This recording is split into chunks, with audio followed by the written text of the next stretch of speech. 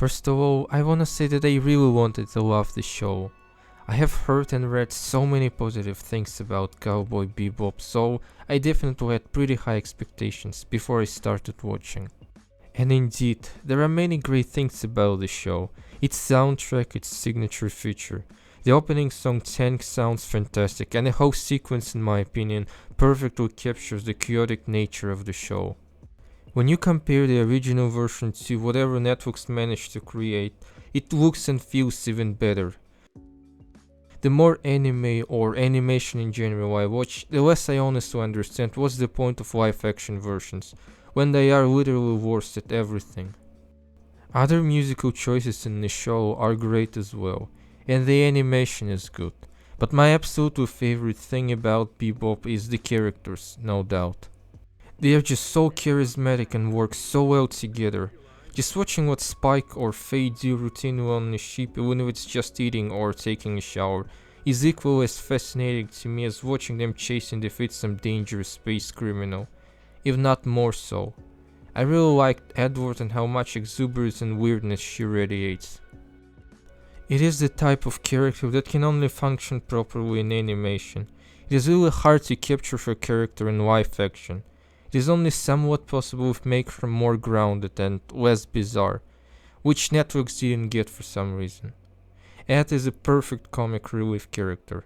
The show in general has a very good sense of humor most of the time. It's never over the top. I usually try to watch everything in the original language, so I started watching Bebop in Japanese, but then out of curiosity switched to the English dubbed version. And I just wanna say that I like dub even more, unexpectedly. All voices are perfect, especially Ed, who easily became my favorite character of the show. Huff, huff, Fei Fei! My name's Fei, not Fei Fei. You just say it once, okay? Fei Fei! Some weird mail came for Bebop Bebop. I would have been able to pay it off if I had just a little more time. Would you hold still? My biggest problem with Cowboy Bebop though is that I found it to be kinda boring. I expected some great overarching plot, but it just wasn't there. Yes, there is a pretty vague overarching plot with Spike wishes in a criminal syndicate that Spike left and became a bounty hunter. But the show in general is episodic. It usually has a formula. Each episode the crew is traveling across the solar system and capturing a new dangerous culprit for a bounty. The criminals they capture usually do not recur and just disappear after one episode. This was interesting to watch the first time, but then it became kinda bland. Good and interesting antagonists could help, but for me there weren't really any remarkable criminals, except for maybe Matt Bureau, who reminded me of both Joker from Batman the Animated Series and Penguin from Tim Burton's Batman Returns. He also has a pretty dark backstory. The episode with him was the first time I felt like Spike was in real danger and could actually lose. Most episodes, however, simply didn't do enough to capture my attention.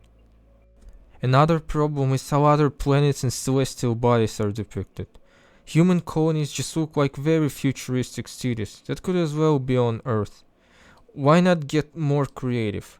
Different celestial bodies are on different distances from the sun, they receive different amounts of sunlight, they last different amounts of time, terrain is different, atmospheric composure is different. Moons generally do not have atmosphere, those which have except Titan have a very thin layer of atmosphere.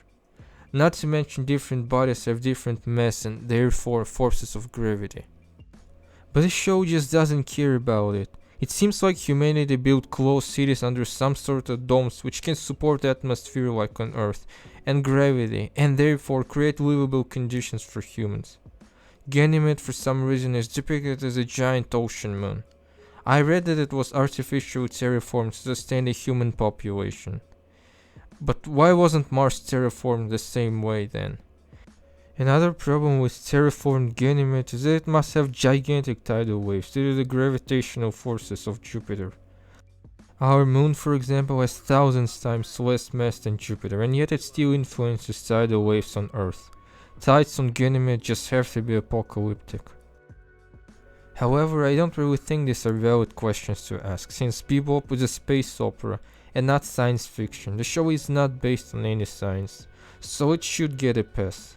We don't question how ships in the Star Wars universe, for example, are able to move so fast across the galaxy. We just take it for granted because it's a space opera. But I would still ask some questions. Colonizing the solar system must have been an extremely expensive and arduous endeavor. Why didn't humanity instead make a Herculean effort to fix the Earth?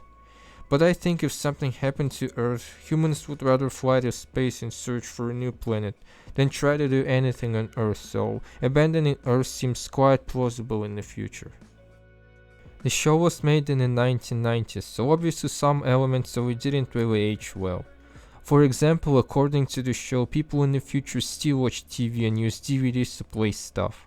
There isn't anything about the internet or artificial intelligence.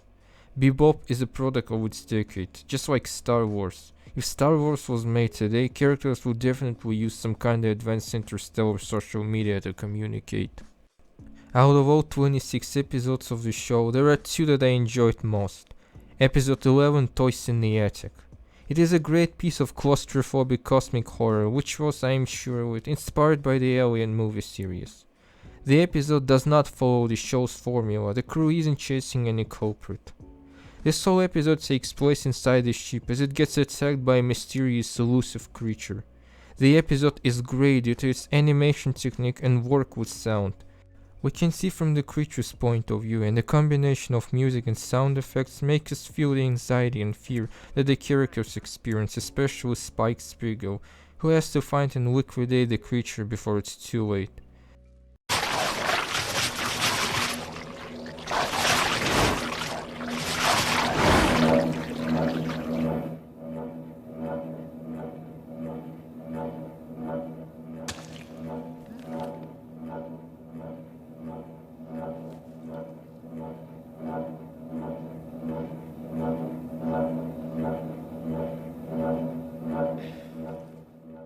The main plot twist is that Spike left the lobster in the fridge and forgot about it for an entire year, until it literally turned into a terrifying, formless Lovecraftian mess.